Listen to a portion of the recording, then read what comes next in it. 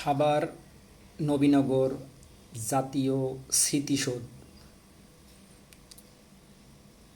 বর্তমান social platform Facebook, YouTube, TikTok এত সুন্দর সুন্দর প্ল্যাটফর্মে আমরা আমাদের সৌন্দর্যগুলো দেশের সৌন্দর্যগুলো তুলে ধরতে পেরে ধন্য।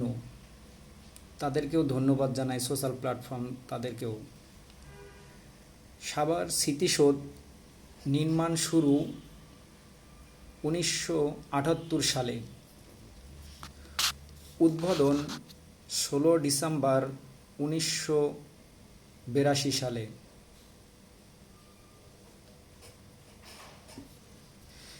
স্থপতি মইনুল হোসেন।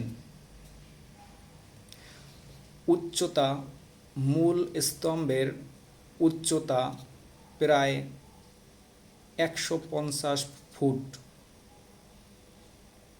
যা মিটারে 45.7 মিটার।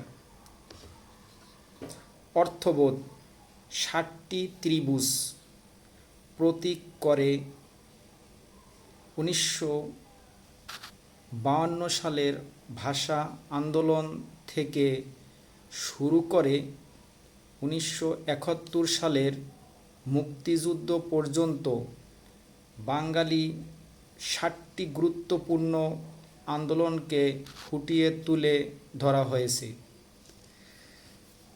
সাভার নবীনগর জাতীয় স্মৃতিসৌধে আসলে অনেক ভালো লাগে। এখানের দৃশ্যগুলো দেখলে, যদি সম্ভব হয় ঢাকার ভিতরে যারা আছেন এখানে একদিন ট্যুর করতে পারেন।